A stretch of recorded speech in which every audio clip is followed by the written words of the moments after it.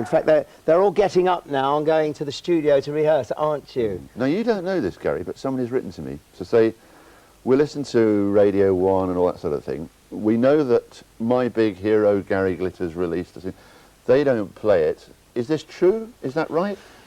Yeah, I mean, our single, Through the Years, is number 56 this week in the charts.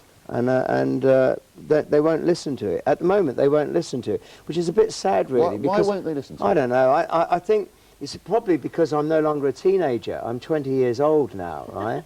So instead of being sort of just pure youth, I'm now raw masculine sex, and Absolutely. Maybe that's just a bit too much for There are bodies all over the place here, swooning. And no, but I think it's a bit sad because it's one of the, you know, it reaches the whole country. But I mean, later on we're going to play it on this programme, and you can judge for yourself. Well, do you want to hear it now?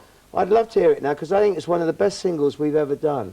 And it reflects through the years, over my last 20 years, as Gary Glitter. And it's got a few little sites for old film buffs. Yeah, there's some great. All right, well, let's have a look at this mysterious new single. It's in the charts already. It's Through the Years. It's Gary.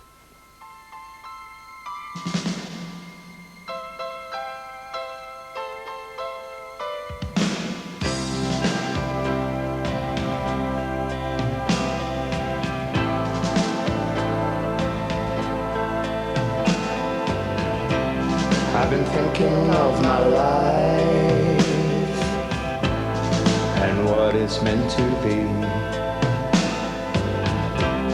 I must have lived 1,000 times. It's still a mystery. I've done things oh so untold. I wonder how I made it through the years. Through the years. I've been thinking of the past and things that I've been through. I guess I must be built to last. Hey, what else can I do? In your life you'd have no fears if you had seen what I've seen through the years. Through the years I've waited, I've grown. Through the tears when I was alone. Never let you down or try to fake it. I'm still around, I made it through the years. When things were getting tougher, I knew that I had all my friends. You knew I would recover. You knew that I'd be back again. Oh, blimey, getting ready for Lennox Lewis there. Yeah, Gary. I'm getting tough there. Really tough. That was your, I mean, actually not bad, that, and your look back, yeah?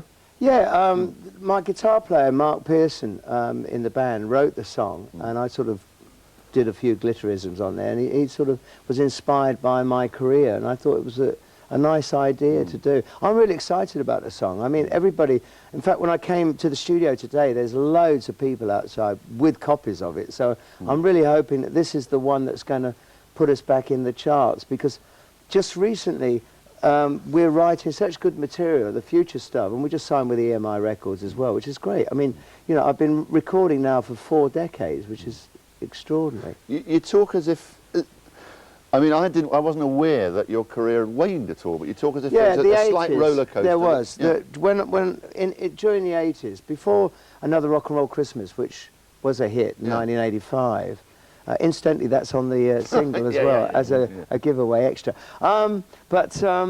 It ducked down a little bit.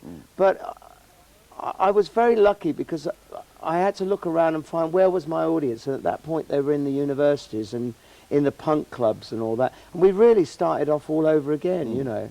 And it was good. I mean, you know, there's loads of people that wishing they were at Wembley this year on the 16th and 17th. Is it? No, 17th and 18th of December, and Any minute now, they're you're still going to give out the stadium phone number any minute now. No, I'm not. But I will mention that there is an added date at Brixton on December the 4th. Only because those really rock and roll people who like to see it close up, nice and sweaty and all that, we decided, because we're doing the production rehearsals in there, that we would do Brixton, an extra date there. We've talked so many times about your past and what's happening in the present and so on. Looking back, was there one important day that you still maybe look back on sometimes and saying, boy, that was a lucky day for me? Well, I think that the important day was when I decided to sign the pledge and absolutely stop drinking completely, and the fact that I actually got up off the floor, having been there for 10 days, and said I'll never touch another drink or never take another drug again as long as I live. And that was a very important decision, and it's still the most important decision for me. Is it still a fight for you? Jimmy Cleave says that you every single day. Sure. Sure, but believe you me, I mean, if you do it, it's the best thing. My life has gone woo straight up since then. You know, my friends, everybody, my family. You know, I'm no longer hurting myself. I'm no longer hurting them. It's just been fantastic. And you're now, what was your description of yourself at the age of 20? Oh, just remind us. Well, at 20, I was very youthful, and you know, but now it's just pure raw sex now, masculine raw sex. Quite frightening. I don't know how you live with yourself, Jerry. It's very hard sometimes. It's an explosive mixture. Stay with us. We'll chat more later.